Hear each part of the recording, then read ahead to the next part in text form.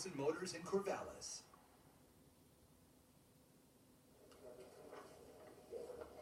Tonight on Talking Beavers, the voice of the Beavers, Mike Parker, going to join us. We will talk some Beavers baseball after they get the sweep at Missouri State last weekend, and spring football kicking into full gear with a practice and scrimmage out at Mountainside High School last week. Hi, everybody. He's Jim Wilson. I'm Travis Demers. Glad to have you with us here. And, Jim, I want to start with the Quick Fix brought to you by Les Schwab Tire Center, doing the right thing since 1952. And with that, let's talk some baseball here. The sweep of Missouri State, this wasn't exactly an ideal scenario to go to Springfield, but how did it all work out? Well, in the end, it turned out very well. There was a lot of grousing. Why are we here? It's a Friday morning game. We're waiting for a double-A team to play on the field or to get off the field. The weather, they arrived, it was 86. They left, it was 29. All those things really led to a lot of consternation. But when they left and got home, they realized that was a huge trip. It was a very beneficial trip. The Beavers got well in Springfield, Missouri. From 86 degrees to 29.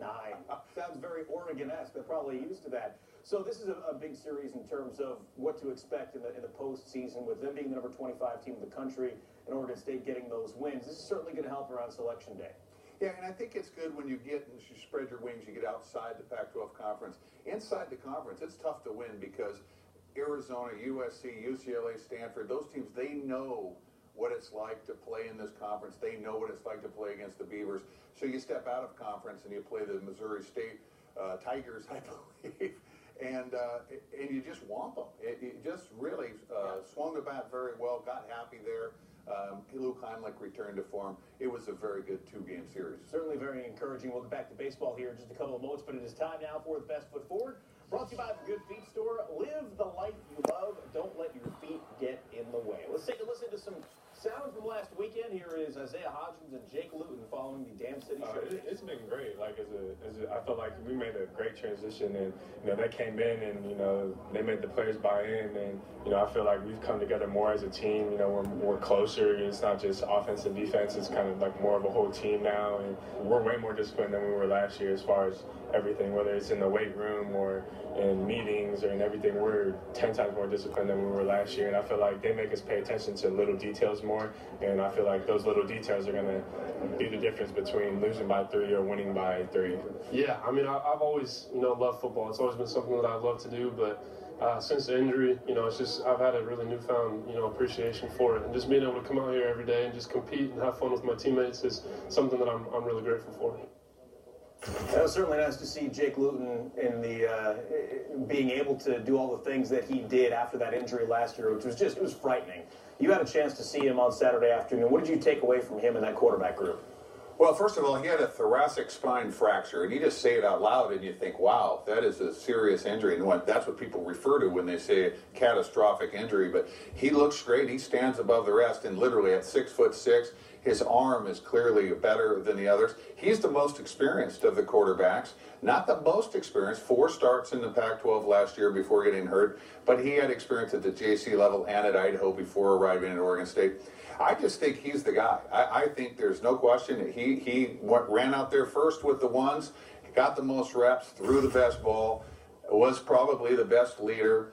And I think the only downside to Jake Luton is maybe there's some worry about his durability.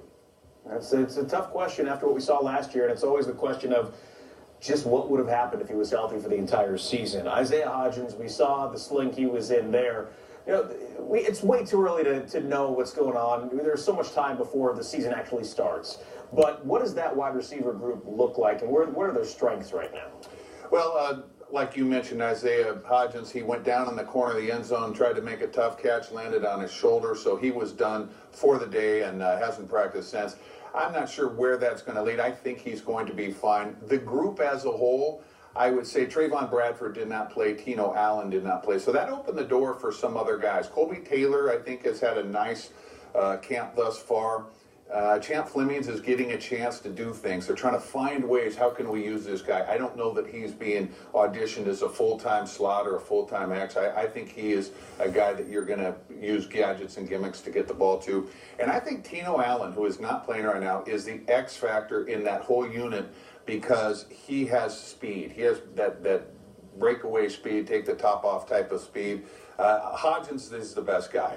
And then, of course, Timmy Hernandez will be in the mix. He will start. He'll probably be an X guy, receiver guy. He is solid. He's sturdy. He's reliable. Hodgins at the top, then Hernandez, and then who knows. But I think Tino Allen needs to find his way in there. For the last couple of years, the durability question about quarterbacks has been an issue. The offensive line is always a big part of that. How did this year's group look on Saturday from what you saw? Well, the great thing about a scrimmage is somebody has to run out there first, and so it sort of establishes a de facto depth chart. And what it looked like is Blake Brandel and Gus Lavaca on the left side. That is good. Those two are all-star candidate type players. Very good. Sumner Houston was still the center. On the right side, Yanni Dimodurantis was the starting right guard. Now, he's been a center until now. He's been very sturdy. He's always blocked well, but the snap itself was an issue. Now he's playing right guard, starting at right guard, and then Trent Moore, who was the starter at right guard, moves to right tackle.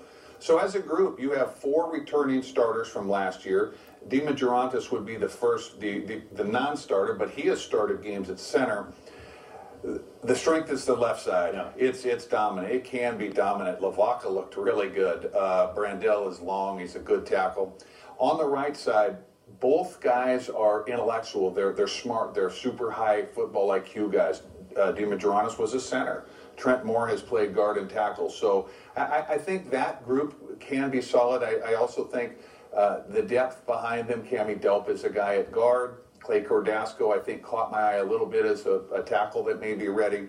And then if Dimodurantis is a guard, then the backup center is redshirt freshman Onesimus Clark.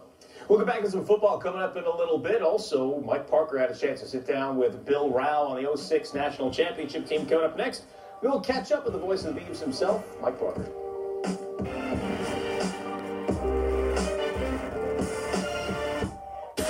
Talking Beavers is brought to you by Les Schwab Tires.